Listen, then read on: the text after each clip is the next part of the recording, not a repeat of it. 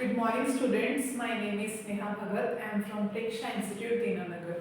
तो आज हम डिस्कस करेंगे हमारी topic metal and non metal का सेकंड वीडियो का पार्ट हम डिस्कस करेंगे। लास्ट वीडियो में हम लोगों ने मेटल्स के बारे में डिस्कस किया था, उनकी केमिकल प्रॉपर्टीज के बारे में।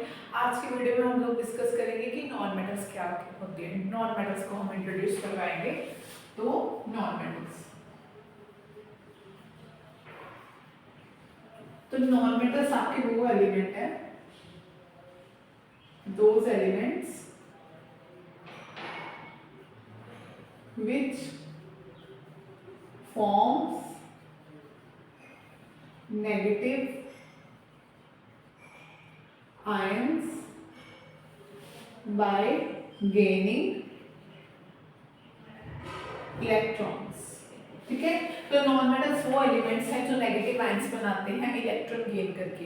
ये सॉलिड, लिक्विड और गैस, सॉलिड और गैस हो सकती हैं, लेकिन एक नॉन मेटल है जो आपकी रूम टेम्परेचर पे लिक्विड स्टेट में होती है, बाकी सॉलिड भी हो सकते हैं और गैस भी हो सकते हैं। काफ़ी सारे नॉन मेटल्स हैं, जैसे कि सल्फर और फॉस्फोरस जो है क्रैकर्स में यूज़ किए जाते हैं, क्लोरीन वाटर प्यूरिफिकेशन में यूज़ किए जाते हैं।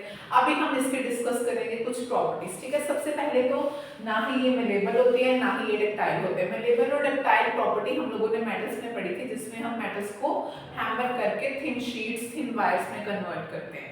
लेकिन नॉन मेटल्स जो है वो ना ही मेलेबल है, ना ही डक्टाइल है। ठीक है, सेकंड थिंग, ये क्या होते हैं? ब्रिटल होते हैं। ब्रिटल मतलब स्ट्रॉन्ग होते हैं। ठीक है, थर्ड थिंग इज दैट कि इनका जो they are bad conductor of electricity. ठीक है, इलेक्ट्रिसिटी के अच्छे कंडक्टर नहीं है। ओनली एक मेटल, नॉन मेटल जो है वो जो गुड कंडक्टर ऑफ इलेक्ट्रिसिटी है, that is graphite. Only graphite is good conductor of electricity.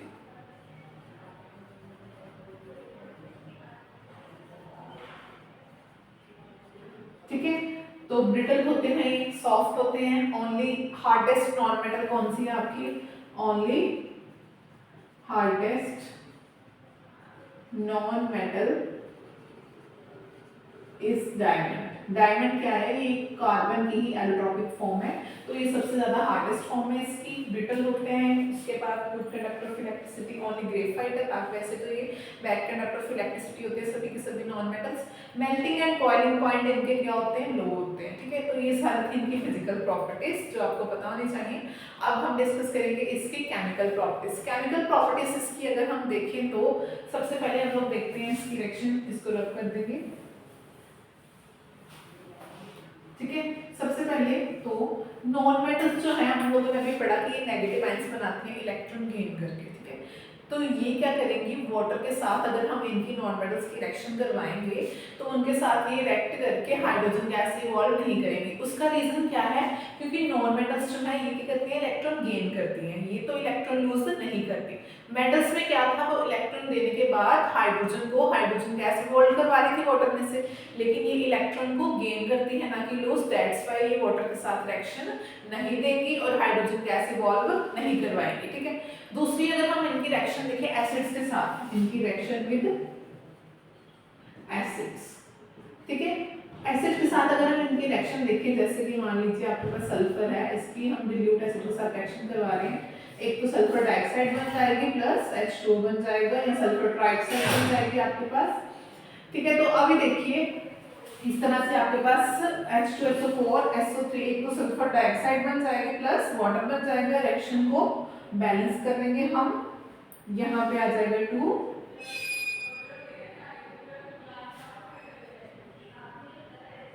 देखिए रिएक्शन आपकी होगी बैलेंस। ठीक है, इस तरह से मतलब कि अगर हम इनकी एसिड के साथ रिएक्शन करवाएं तो रीजन इज यही, ये हाइड्रोजन गैस इवॉल्व नहीं करवाएंगे। मेटल्स करवा रही थी हाइड्रोजन गैस इवॉल्व, उसका रीजन क्या है? क्योंकि ये इलेक्ट्रॉन लूज नहीं करती, इलेक्ट्रॉन गेन करती है। That is why hydrogen gas produce नहीं करवाएंगी। और ये जो ऑक्साइड्स बनाएंगी वो क्या होंगे? एसिडिक होंगे या न्यूट्रल होंगे। ठीक है, ये केमिकल प्रॉपर्टीज हम लोगों ने डिस्कस कर ली। नॉन मेटल्स की बस यही प्रॉपर्टीज आपको याद रखनी है, इनमें से आपको क्वेश्चंस पूछ सकते हैं। अच्छा, उसके बाद इस चैप्टर में आपको लास्ट जो आपका टॉपिक है, इस टॉपिक का कोरोजन। कोरोजन आपको क्या होता है?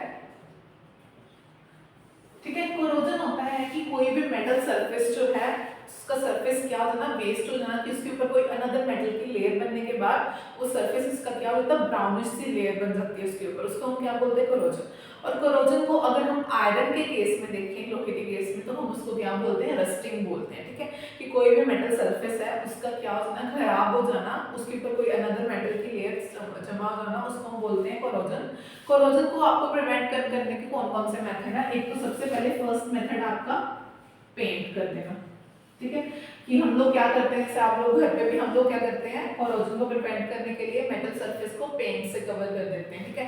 सेकंड मेथड क्या है कि हम लोग क्या कर देंगे, ग्रीसिंग, ठीक है, ग्रीस या ऑयल लगा देंगे। Third thing is that galvanisation. Galvanisation में हम लोग क्या करते हैं कि मेटल सरफेस या आयरन को हम लोग क्या करते हैं, किसी नॉन कोरोसिव मेटल से पेंट कर देंगे ताकि उसको प्रोटेक्ट कर पाए फ्रॉम कोरोजन, ठीक है। गैल्वेनाइजेशन में हम लोग क्या करते हैं, किसी another non paint with another non corrosive metal, example zinc. Next method है इलेक्ट्रोप्लेटिंग। इलेक्ट्रोप्लेटिंग में हम लोग क्या करते हैं, जैसे कि आयरन हो गया, आयरन को हम क्या करेंगे, प्रोटेक्ट करने के लिए कोरोजन से क्या करते हैं, इलेक्ट्रोप्लेट कर देते हैं टिन के साथ आयरन को और स्टील को, और आयरन होगी या कोई और कंटेनर हो गया उसको हम कवर कर देते हैं इसके साथ, टिन जैसी मेटल के साथ, उसको कोरोजन से प्रिवेंट करने के लिए, ठीक है। उसके बाद नेक्स्ट है अलॉयस।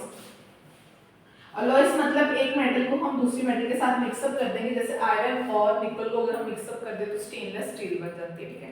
तो ये सारे मेथड्स हैं कोरोजन को प्रिवेंट करवाने के। Thank you so much student for watching this video. तो यहाँ पे हमारा ये वाला topic metal and non metal खत्म होता है। हम लोग अपनी नई वीडियो में हमारा नेक्स्ट टॉपिक डिस्कस करेंगे। Thank you so much.